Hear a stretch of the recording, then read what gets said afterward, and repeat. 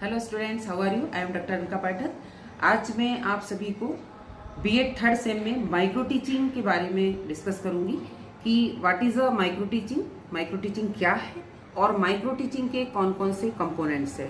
Then micro teaching cycle क्या होती है, ये सारी चीजें मैं विस्तृत से आपको एक्सप्लेन करूंगी। और माइक्रो टीचिंग के बारे में कि इसको किसने इजाद किया था और इसका क्या शिक्षा जगत में क्या इसका महत्व है, इसके बारे में मैं आपसे डिस्कस करूंगी। माइक्रो टीचिंग सूक्ष्म शिक्षण के कंसेप्ट को मैं क्लियर करना चाहूँगी आपको कि what is a micro teaching. Micro teaching एक शिक्षक प्रशिक्षण तकनीक है जिसमें एक शिक्षक पारंपरिक कक्षा के बजाय बहुत छोटे समय, छोटे समूह और सीमित विषय वस्तु के साथ छोटी पाठशाला मिनी लेसन पढ़ाते हैं और तुरंत प्रतिक्रिया प्राप्त करते हैं। माइक्रो टीचिंग में हम एक बिल्कुल छोटी सी क्लास में एक छोटे से समय में 5 मिनट के समय में इस चीज़ को एक्सप्लेन करते हैं कि इन स्किलों को, जो स्किल्स हैं वो सारी स्किल्स को हम एक्सप्लेन करते हैं। Then component of micro teaching. अब माइक्रो टीचिंग के कौन कौन से घटक हैं इसके बारे में हम चर्चा करेंगे कि पहला है संक्षिप्त समय। इसमें शॉर्ट टाइम होता है। शॉर्ट टाइम से मतलब 5 से 10 मिनट का बीच का समय होता है। एक छोटा सा प्लान होता है, छोटा सा कंटेंट होता है। छोटा समूह, स्मॉल ग्रुप ऑफ लेसन, 5 या 10 विद्यार्थी या प्रशिक्षु भाग लेते हैं। जो छात्राध्यापक है वो 5 से 10 के बीच में हो सकते हैं।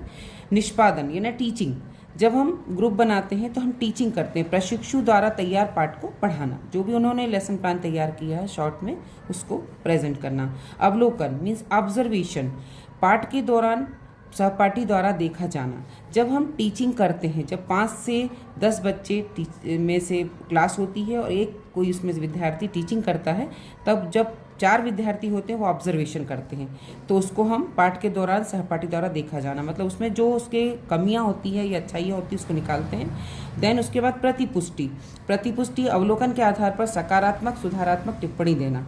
जब हम ऑब्जर्वेशन करते हैं तो फीडबैक देते हैं। फीडबैक में हम उसको सकारात्मक भी देते हैं, है ना, पॉजिटिव भी देते हैं, और उसको सुधार के लिए जो नेगेटिव फीडबैक होते हैं वो भी दिए जाते हैं। अब मैं आपको बताना चाहूँगी आगे 6 पुनः संगठन, रीप्लानिंग, मतलब जब हम उसको फीडबैक देते हैं तो हम रीप्लान करते हैं, फिर से प्लान करते हैं और वो फीडबैक के बाद ध्यान में रखते हुए पाठ को सुधारते हैं। फिर जब हम रीप्लान कर लेते हैं तब हम रीटीचिंग करते हैं, पुनर्पाठ, फिर से उसको पाठ को पढ़ाते हैं, सुधारित पाठ को पुनः पढ़ाना। हमने करेक्शन जो करा, जो फीडबैक मिला उसको हम पुनः पढ़ाते हैं। पुनः प्रतिपुष्टि, अब जब हमने पुनः पढ़ाया तो हम उसे पुनः प्रतिपुष्टि देते हैं, पुनः फीडबैक देते हैं। पुनः पाठ के बाद पुनः प्रतिक्रिया देना, जब प्रतिक्रिया देते हैं तब पाठ में सुधार होता है। तो लास्ट है इसका चक्र, साइकिल, है ना, उपरोक्त प्रक्रिया को दोहराना, जितनी प्रक्रिया है उसको दोहराना। तो मैं एक साइकिल के द्वारा आपको बताना चाहूँगी कि व्हाट माइक्रो टीचिंग साइकिल क्या होती है। इसको बोलते हैं माइक्रो टीचिंग साइकिल, है ना। तो इसमें सबसे पहले क्या होता है, प्लान बनता है। प्लान बनने के बाद क्या करता है स्टूडेंट, टीच करता है। टीच करने के क्या बाद होता है, फीडबैक, है ना, फीडबैक मिलता है। फीडबैक के बाद फिर क्या होता है, रीप्लान होता है। रीप्लान के बाद हम क्या करते हैं, रीटीच करते हैं, है ना, पुनः पढ़ाते हैं। फिर रीटीच जब होता है तो री फीडबैक मिलता है। इस प्रकार हमारे पूरे प्लान में सुधार हो जाता है। इसको बोलते हैं माइक्रो टीचिंग साइकिल, कि हम इसमें बच्चों को पूरा व्यवस्थित तैयार करवाते हैं। थैंक यू सो मच, आज के लिए इतना ही।